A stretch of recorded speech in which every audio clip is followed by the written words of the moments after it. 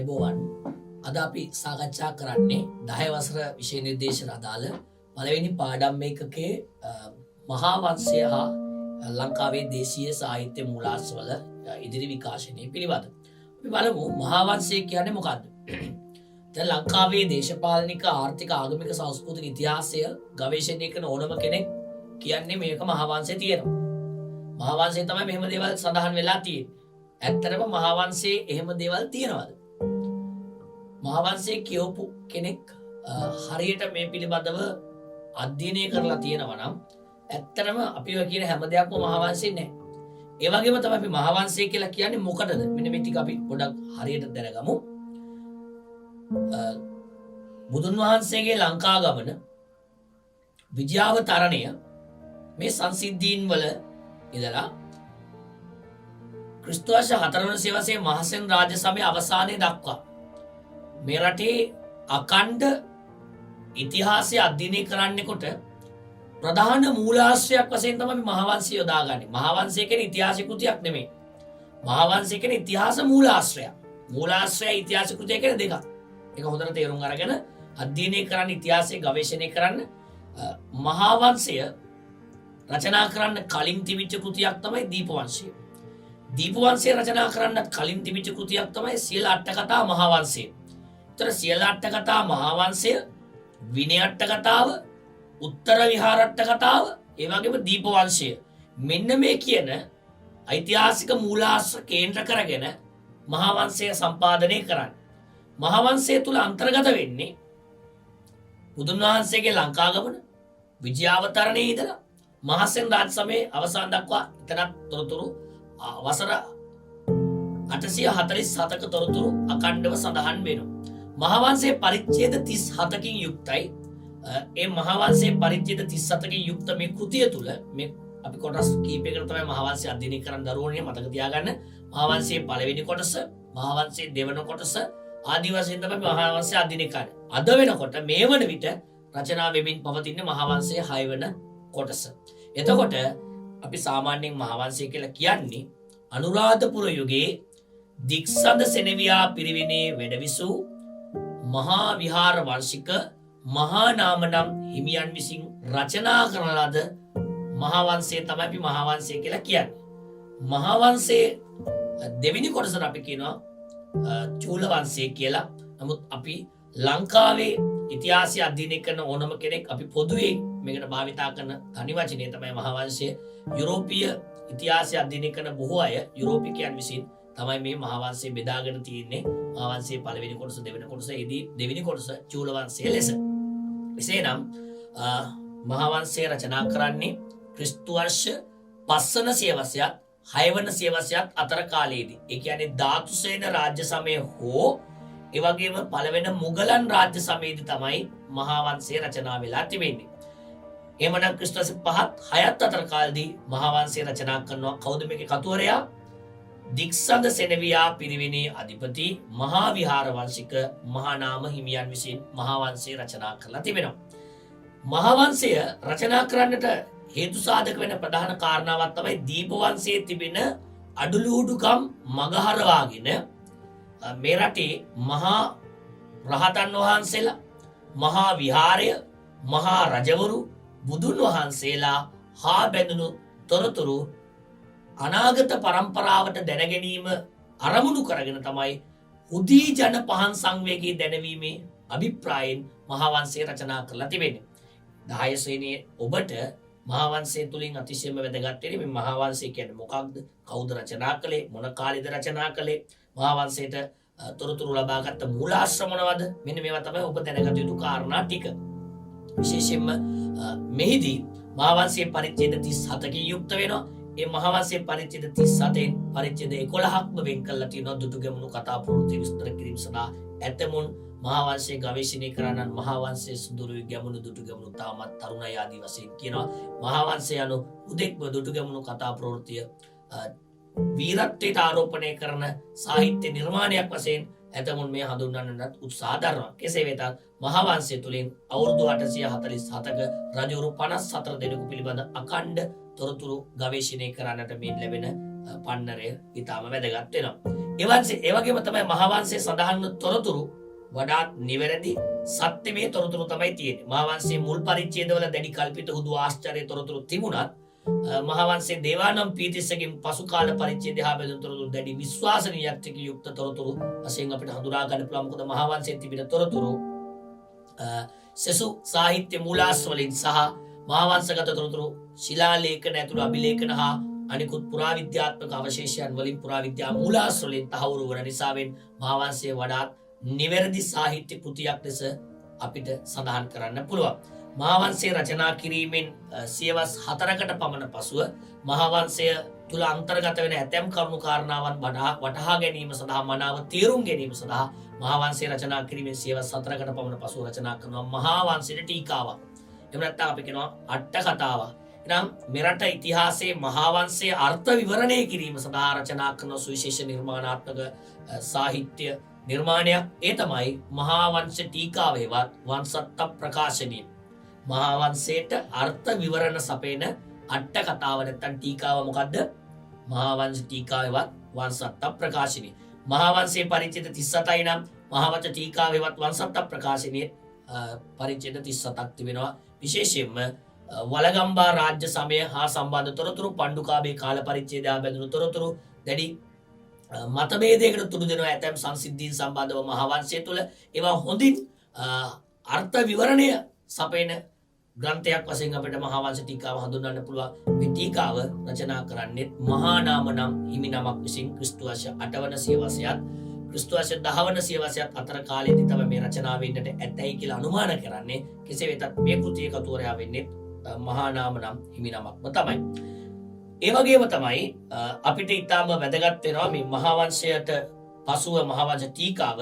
ඒ වගේම ලංකාවේ රජරට ශිෂ්ටාචාරය අනුරාධපුරයේ පොළොන්නරුව පිළිබඳ අධ්‍යයනය කිරීමේදී අපිට බෝධි වංශය, ථූප වංශය, ධාතු වංශය, පූජාවලිය, සද්ධර්මාලංකාරය, ඒ වගේම මහාවංශයේ දෙවන කොටස චූල වංශයත් අපිට ඒ යුගයේ පිළිබඳ අධ්‍යයනය කිරීමේදී ඉතා වැදගත් වෙන සාහිත්‍ය මූලාශ්‍ර වශයෙන් අපිට හඳුනා ගන්න පුළුවන්. ඉන්පසුව දේශීය සාහිත්‍ය මූලාශ්‍ර අතර ගම්පොළ රාජ්‍ය සමයේ සිට කෝට්ටේ යුගයේ දක්වා තොරතුරු ගවේෂණය කිරීමේදී වැදගත් වෙන සාහිත්‍ය මූලාශ්‍ර කිහිපයක් තිබෙනවා. ගම්පොළ රාජ්‍ය සමයේදී මෙරට සම්පාදනය වෙනවා නිකාය සංග්‍රහයවත් ශාසනාවතරණය කරන කෘතිය. මෙරට ශාසනික ඉතිහාසය පිළිබඳ ගවේෂණය කරනවා නම් වඩා වැදගත්ම කෘතිය තමයි නිකාය සංග්‍රහය. දේවරක්ෂිත ජයබාහු හිමියන් විසින් ගම්පොළ යුගයේදී රචනා කරන ලද්දක්. විශේෂයෙන්ම අපිට ඊට පස්සේ වැදගත් වෙනවා මහනුවර යුගයේදී රචනා වෙන නමුත් කෝට්ටේ යුගයේදී රචනා කිරීම ආරම්භ වෙලා මහනුවර යුගයේදී අවසන් වෙන සුවිශේෂ දේශපාලනික තොරතුරු අන්තර්ගත වෙන කෘතිය මේ රටේ රාජාවලිය. රාජාවලිය තමයි මේ රටේ රාජ්‍ය දේශපාලනය පිළිබඳ රජවරුන්ගේ නාමාවලිය පිළිබඳ ගවේෂණය කිරීම ඉතාම වැදගත් වෙන්නේ. ඊළඟට අපිට වැදගත් වෙනවා ගම්පොළ යුගය හා බැඳුණු තවත් සුවිශේෂ සාහිත්‍ය නිර්මාණයක්. ගම්පොළ යුගයේදී අලගක්කෝනාර පරම්පරාව සහ ඒ වගේම විශේෂයෙන්ම චෙන්හෝ සෙම්පතියා හා බැඳුණු ආක්‍රමණික තොරතුරු චීනයත් ලංකාවත් අතර බැඳුණු දේශපාලනික තොරතුරු පිළිබඳවත් අලගක්කෝනාර පරම්පරාව පිළිබඳ මේ රටේ ඉතිහාසය ගවේෂණය කරද්දී අලගක්කෝනාර හෙවත් අලකේශ්වර යුද්ධය කියන කෘතිය ඉතාම වැදගත් වෙනවා. ඒ වගේම තමයි කෝට්ටේ රාජ්‍ය කාලයේ සිට මහනුවර රාජ්‍ය කාලය දක්වා ගවේෂණය කරද්දී විශේෂයෙන්ම අපිට ගම්පොළ කෝට්ටේ අතර කාලයේදී විශේෂයෙන්ම සංදේශ සාහිත්‍යවත් දූත කාව්‍ය ඉතාම ප්‍රබල වශයෙන් නිර්මාණය වෙනවා. ඒදී ගම්පොළ යුගයේදී ප්‍රධාන සාහිත්‍ය සංදේශ සාහිත්‍ය දෙකක් නිර්මාණය වෙනවා. මයුරයි තිසරයි ගම්පොළ පරවිගිරාසල ලිහිණිකවුල් හංසලි යන්නේ කෝට්ටේ. මයුරයි තිසරයි ගම්පොළ මයුර සංදේශ තිසර සංදේශ ගම්පොළ පරවිගිරාසල ලිහිණිකවුල් හංසලි යන්නේ කෝට්ටේ. ලංකාවේ ප්‍රධාන සංදේශ කාව්‍ය 8ක් ලියවෙනවා. ඒකෙන් 2ක් ගම්පොළ, 5ක් කෝට්ටේ යුගයේදී රචනා වෙනවා. එක සංදේශ කාව්‍යයක් සීතාවක යුගයේ අලගිය වන්න මුඛවැඩතුමා විසින් රචනා කරන සැවුල් සංදේශය. ජේෂ්ඨ සංදේශ කාව්‍ය 8ක් මේ රටේ සම්පාදනය වෙලා තිබෙනවා.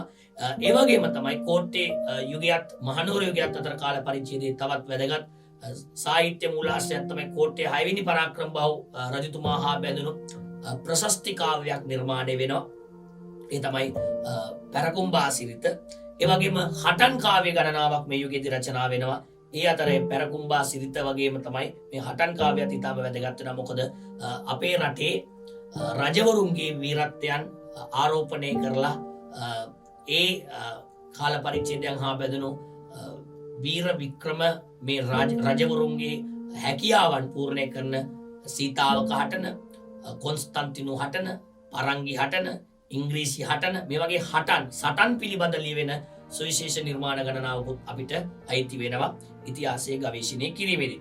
විශේෂයෙන්ම සාහිත්‍ය මූලාශ්‍ර භාවිතා කිරීමේදී දරුවනේ ඔබ අනිවාර්යයෙන්ම ප්‍රධාන කරුණු 4ක් පිළිබඳ අවධානය යොමු කරන්න ඕන. සාහිත්‍ය මූලාශ්‍රයක් නම් ඒ සාහිත්‍ය මූලාශ්‍රයට අන්තර්ගත යුතු ප්‍රධාන සාධක 4ක් තිබෙනවා.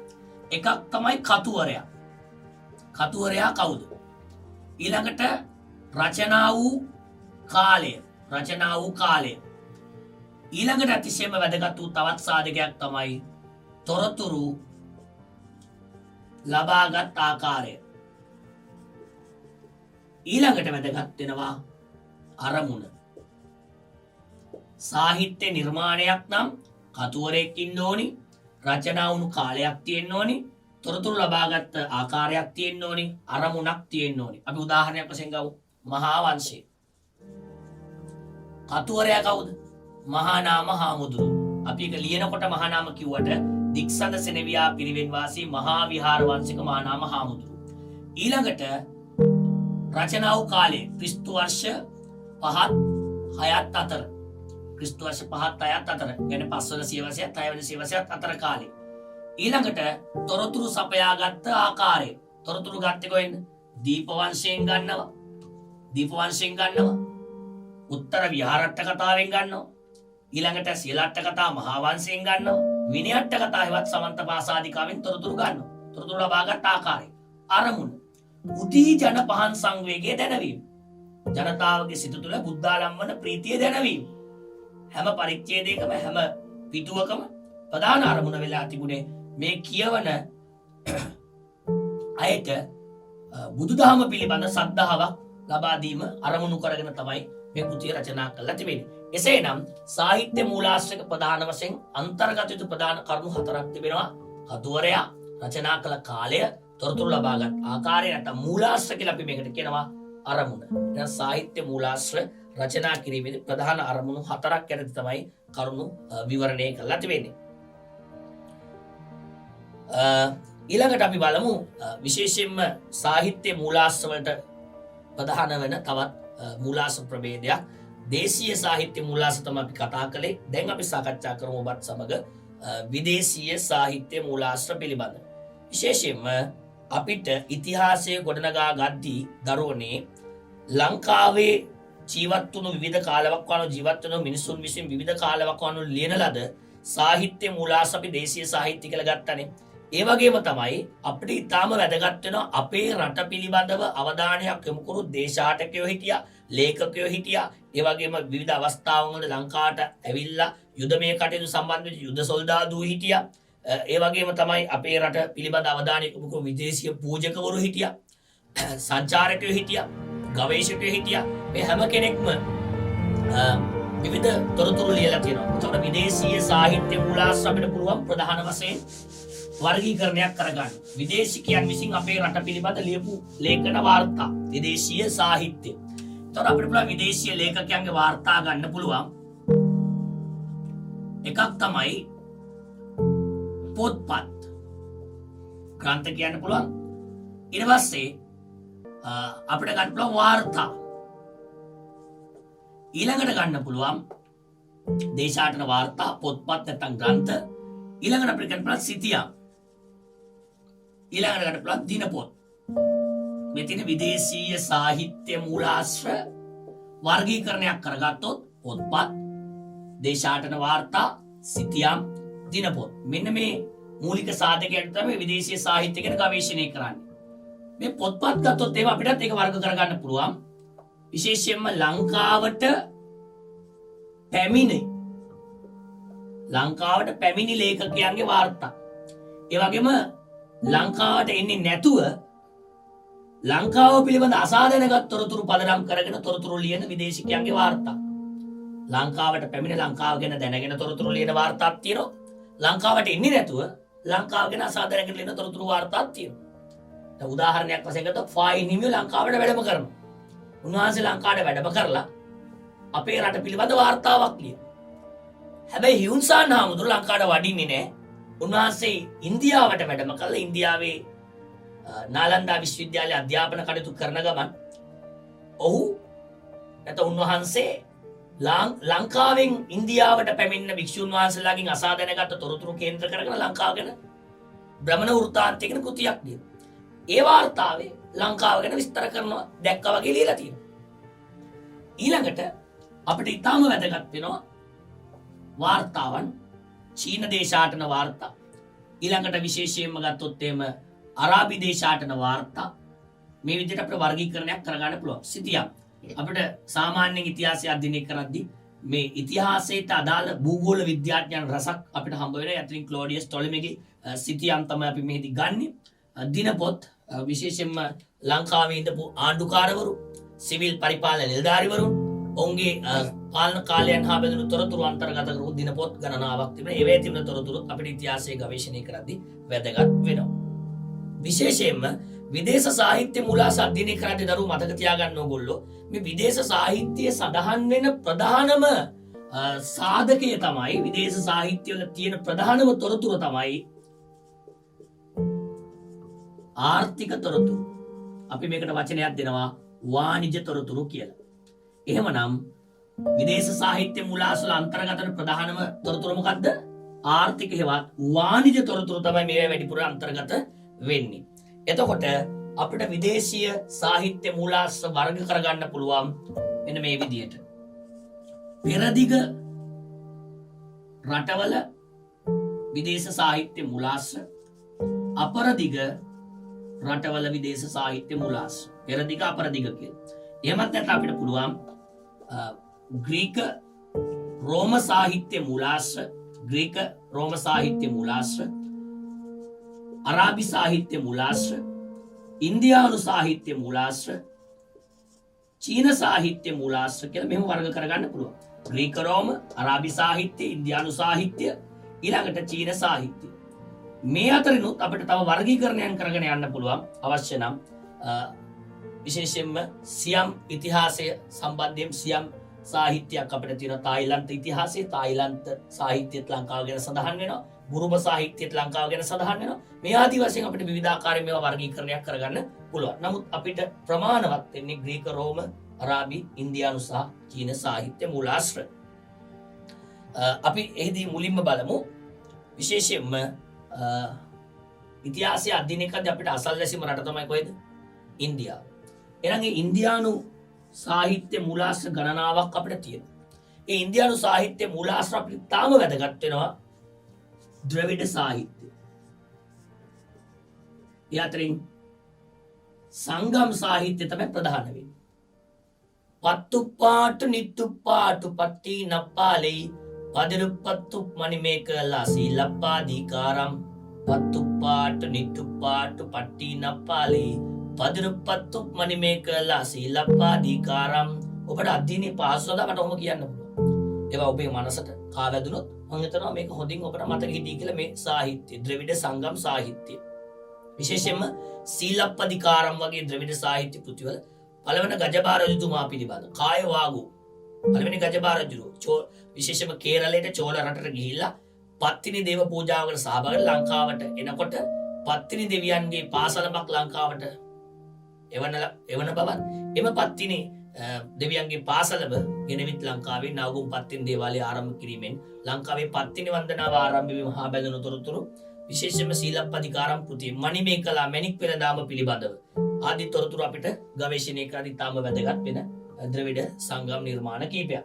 ඒ වගේම තමයි ඉන්දියානු ඉතිහාසය අධ්‍යයනය කරද්දී ස්කන්ධ පුරාණේ, දිව්‍යාවදානේ, මහාභාරතය, රාමායනය, අර්ථශාස්ත්‍රය, රාජතරංගනිය මේ වගේ ඉන්දියානු සාහිත්‍ය මූලාශ්‍ර රාශියක ලංකාව හා බැඳුණු තොරතුරු සඳහන් වෙනවා. විශේෂයෙන්ම අර්ථශාස්ත්‍රය අපිට වැදගත්. කෞටිල්‍ය නැමැති අර්ථශාස්ත්‍රඥයා විසින් ක්‍රිස්තු පූර්ව 4 වන සියවසේ මෞර්ය යුගයේ චන්ද්‍රගුප්ත මෞර්ය රජතුමාගේ රාජ සභාවේ කටයුතු කරමින් හිටියා. එතුමන් විසින් ලියන ලද අර්ථශාස්ත්‍ර තුළ ලංකාවට තම්බ්‍ර පන්නි පාර සමුද්‍ර කියන නම් භාවිතා කළ බවට සාධක තිබෙනවා. ඒ වගේම තමයි විශේෂයෙන්ම ලංකාවේ පරාක්‍රම බව වගේ රජවරුන් තමන්ගේ රාජ්‍ය පාලනයේදී වඩා විධිමත් පාලනයක් පවත්වාගෙන යෑමේදී මෙරට රජවරුන් විසින් අර්ථශාස්ත්‍රය කියවූ බවට අර්ථශාස්ත්‍රය අනුව රාජ්‍ය පාලනය පවත්වාගෙන ගිය බව දේශපාලනික න්‍යායන් එහි අන්තර්ගත වෙලා තිබෙනවා. ඒ දේශපාලන න්‍යායන් ප්‍රයෝජන ගත්ත බවත් සඳහන් වෙනවා. ඒ වගේම විශේෂයෙන්ම දිව්‍යාවධානය අපිට දේවානම් පීතිස්සරතුමා අශෝක රජතුමා අතර සිදුවෙන දේශපාලනික ආර්ථික ආගමික සංස්කෘතිකමය සංසිද්ධීන් පිළිබඳ ගවේෂණය කර ඉතාම වැදගත් වෙන කෘතියක්. ඒ වගේම තමයි අපිට රාජතරංගනය කියන කෘතියක් වැදගත් වෙනවා. ලාංකීය වාරශිල්පීන් පිරිසක් ඉන්දියාවට ගොස් ජයපිඩ නම් රජුගේ කාලදී කාශ්මීරයේ වැවක් නිර්මාණය කළ හා බැඳුණු තොරතුරු සඳහන් ලාංකීය වාරශිල්පීන් සතෝ තිබුණු සුවිශේෂ හැකියාවන් දක්ෂතාවයන් ගවේෂණය කරන්න ඉතාම වැදගත් වෙච්ච සාහිත්‍ය මූලාශ්‍රයක් වශයෙන් අපිට හඳුනා ගන්නට පුළුවන් වෙනවා රාජතරංගනේ කල්හානේවත් කලන්නම් පඬිවරයා විසින් ඒක රචනා කරන්නේ. ඒ වගේම තමයි අපිට මින් පසු අපි සාකච්ඡාවට ලක් කරගමු ලංකාවට පැමිණ මෙහි තතු දැක බලා ඒ පිළිබඳ තොරතුරු ලියන විදේශීය ග්‍රන්ථ ලේඛකයන් පිළිබඳ තොරතුරක් අපි ගවේෂණය කරමු. විශේෂයෙන්ම ලංකාවට ඇවිල්ලා ලංකාව ගැන දැකලා බලලා හොයලා ලංකාව ගැන තොරතුරු ලියපු ලේඛකයන්ගේ වාර්තා කීපයක් අපි බලමු. ඒ අතරේ අපිට ඉතාම වැදගත් වෙනවා චීන මූලාශ්‍ර තිබෙනවා. එහිදී ෆායන් භික්ෂුවගේ දේශාටන වාර්තාව බෞද්ධ රාජධානි පිළිබඳ විස්තරය, බටහිර රටවල බෞද්ධ රාජධානි පිළිබඳ පැරණි බෞද්ධ පොත්පත් සොයාගෙන ගවේෂණය කරනවා. චීනයේ සිට ගෝබි කාන්තාරය ඔස්සේ පාගමනින්ම ඉන්දියාවට ඇවිල්ලා ඉන්දියාවේ වසර 12ක පමණ කාලයක් වැඩ ඉඳලා පසුව ලංකාවට අබේගිරි විහාරයට ඇවිල්ලා අබේගිරි විහාරයේත් වසර 2ක් පමණ කාලයක් නතර වෙලා පාහියංගල හරහා ශ්‍රීපාදයේ වන්දනාමාන කළ බවට තොරතුරු ලැබෙන ෆායිහෙන් භික්ෂුව හා සම්බන්ධ තොරතුරු ගණනාවක් තිබෙනවා. උන්වහන්සේගේ වාර්තාවේ ලංකාවේ අබේගිරි විහාරය කේන්ද්‍ර කරගෙන භික්ෂුන් වහන්සේලා 5000ක් වැඩ සිටි බවත්, මහා විහාරයේ භික්ෂුන් 3000ක් සිටි බවත්, ඒ වගේම විශේෂයෙන්ම මිහින්තල විහාරය තුළ භික්ෂුන් වහන්සේලා 2000ක් සිටි බවත් ඇතුළු තොරතුරු ගණනාවක් මහා විහාර අබේගිරි සම්ප්‍රදායන් පිළිබඳවත් ඒ වන විට ෆායින් හිමියන් ලංකාවට වැඩම කරන ලංකාවේ පාලකයා මහානාම රජතුමා බවත්, එහිදී ලංකාවේ ප්‍රධාන දළදා වහන්සේ වැඩ සිටි විහාරස්ථානයේ බවට අබේගිරි විහාරය තිබුණු බවත්, අබේගිරි විහාරයේ කේන්ද්‍ර කරගෙන දළදා පෙරහැර දළදා පූජා උත්සව පැවතු බවත්, චීනයේ සිට පැමිණි වෙළඳුන් ඊට අවශ්‍ය කරන උදව් උපකාර ලබා දුන් බවත්, අනුග්‍රහ ලබා දුන් බවටත් උන්වහන්සේ විස්තර කරනවා. ඒ වගේම අරාබි මූලාශ්‍රකරුවෙක් අපිට හම්බ වෙනවා ලංකාවට පැමිණි අරාබි වාර්තාකරුවෙක්. ඒ තමයි ඉබන් බතුතා. ඉබන් බතුතා ක්‍රිස්තු වර්ෂ 1347 ලංකාවට පැමිණෙනවා. ඔහු යාපන ප්‍රදේශයටත් ඒ වගේම පසු යාපනයේ ඉන්න ආර්ය චක්‍රවර්තිවරුන්ගේ සහාය ලබාගෙන ඔහු ශ්‍රීපාදයේ වන්දනාවේ ගිය කතා ප්‍රවෘත්තියක් දක්වනු ලැබෙනවා. ඒ වගේම තමයි අරාබි මූලාශ්‍රකරුවන් අතරින් අපිට වැදගත් වෙන සුලයිමාන් ලංකාව හඳුන්වන්නේ විශේෂයෙන්ම මතක තබා ගන්න සෙරන්ඩිප් කියන නමින්. ඒ වගේම තමයි අරාබි මූලාශ්‍රකරුවන් මේ සෙරන්ඩිප් කියන නමින් ලංකාව හඳුන්වනවා වගේම තමයි විශේෂයෙන්ම ඔහුත් ශ්‍රීපාදයේ වන්දනාවේ ගිය බව තොරතුරු විග්‍රහ කරනවා. පසු කාලීනව රචනා වෙනවා කිතබ් අල් මස්ලික්වාල් මමාලික් නැමැති අරාබි කෘතියක්. දැන් සමහර විට මේ ළමයින්ට මේ මතක තියාගන්න බැරි වෙන්න පුළුවන්. කිතබ් අල් මස්ලික්වාල් මමාලික්, කිතබ් අල් මස්ලික්වාල් මමාලික්, ඒකේ ලංකාවට කියන්නේ සෙරන්ඩිප්. දැන් සුලයිමාන් ලංකාව හඳුන්වන්නේ සෙරන්ඩිප්. සුලයිමාන්ගේ වාර්තාවන් අනුසාරයෙන් නිර්මාණය වෙනවා කිතබ් අල් මස්ලික්වාල් මමාලික් කෘතිය. ඒ වගේම තමයි මේ කෘතිවල සුලයිමාන් ඒ වගේම අරාබි චින්තකයෝ ලේඛකයන්ගේ මේ වාර්තාවන් හරහා අපේ රටත් එක්ක තිබුණු වෙළඳ කටයුතු පිළිබඳ තොරතුරු ඒවේ ඇතුළත් වෙලා තිබෙනවා. ඊළඟට පෘතුගීසි මූලාශ්‍ර කීපයකුත් අපිට වැදගත් වෙනවා. ඒ අතරින් ඉතාම වැදගත් වසර 18ක් පමණ කාලයක් පෘතුගීසින්ගේ හමුදාවේ සේවය කරමින් ලන්දේසීන් සමග සටන් කරන ලද යුද සොල්දාදුවෙක් ජුවාන් රුබේරෝගේ නැත්නම් රිබේරෝගේ ලංකා ඉතිහාසය පිළිබඳ ලියවෙන කෘති ඉතාම වැදගත් වෙනවා. එහි සමකාලීන තොරතුරු විශේෂයෙන්ම 17 වන සියවසේ ලංකාව හා බැඳුණු තොරතුරු ගවේෂණය කරද්දී අපිට වැදගත් වෙනවා රුබේරුගේ ලංකා ඉතිහාසය. ඒ වගේම ඕලන්ද එවත් ලන්දේසි මූලාශ්‍රකරුවෙක් වෙන පිලිප්පූස් බැල්දියස් දේවගතිතුමාගේ ලංකා පුරාවෘත්තය කියන මේ ලන්දේසි කෘතියත් අපිට ඉතා වැදගත් වෙනවා 17 වන සියවසේ මැද භාගයේ පිළිබඳ ගවේෂණය කිරීමේදී. ඉංග්‍රීසි මූලාශ්‍රයක් වශයෙන් අපිට හඳුනා ගන්නට පුළුවන් ලංකාවට පැමිණි විශේෂයෙන්ම මේ සිදුවීමත් අනපේක්ෂිතයි ඈන් නැමැති නැවෙන් ගමන් කරනකොට කුණාටුවකට හසු වී ගසාගෙන පැමිණීම නිසාවෙන් ඔහු ලංකාවේ සිරකරුවෙක් බවට පත්ව වසර 19ක් වුණ කාලයක් දෙවන රාජසිංහ රජතුමාගේ රාජ්‍ය කාලයේදී මෙරට සිරකරුවෙක් වශයෙන් සිට පසුව මෙරටින් පලා ගොස් අරිප්පු ප්‍රදේශයෙන් පලා ගොස් එංගලන්තයේදී ඔහු කෘතියක් රචනා කරනවා Unhistorical Relation of Island of Ceylon කියන කෘතිය. අපි ප්‍රසිද්ධියට පත් වෙලා තියෙන මේ කෘතිය එදා හෙළදිව නමින්. එතකොට මේ කෘතිය තුලත් විශේෂයෙන්ම ලංකාවේ 17 වන සියවසේ පැවති සමාජ ආර්ථික දේශපාලන සංස්කෘතිය හා බැඳුණු තොරතුරු උඩරට රාජධානියේ සමාජ සංස්කෘතිය පිළිබඳ පුළුල් අධ්‍යයනයක් අද අපිට එදා හෙළදිව කෘතිය වැදගත් වෙනවා. පෘතුගීසි, ඕලන්ද, ඉංග්‍රීසි, අරාබි ජාතික ලේඛකයන් ලංකාවට පැමිණිලා වාර්තාකරුවෝ ලියන ලද මේ ග්‍රන්ථ මූලාශ්‍ර වලින් අපිට පුළුවන් වෙනවා ඒ කාල පරිච්ඡේදයන් හා බැඳුණු සමකාලීන තොරතුරු අධ්‍යයනය කරන්න. ඒ වගේම තමයි ලංකාවට එන්නේ නැතුව ලංකාව පිළිබඳව තොරතුරු ලියන ලද ලේඛකයන් ගණනාවකුත් ඉන්නවා. අපි ඒ පිළිබඳව ඔබට සාකච්ඡා කරනවා. ලංකාවට නොපැමිණ ලංකාව පිළිබඳව තොරතුරු ලියන ලද අපරදිග ලේඛකයන් පිළිබඳව අපි ඉදිරි දිනේදී සාකච්ඡා කරමු. ඉන් අනතුරුව අපිට පුළුවන් ඒ විදේශ සාහිත්‍ය මූලාශ්‍ර කොටස අවසන් කරලා ඔබට පුළුවන් ඉදිරියේදී විශේෂයෙන්ම ඉතිහාසය අධ්‍යයනය කිරීම වැදගත් වෙන පුරාවිද්‍යා මූලාශ්‍ර පිළිබඳ අවධානය යොමු කරන්න. එතෙක් ඔබට සුබ සතියක්. ආයුබෝවන්.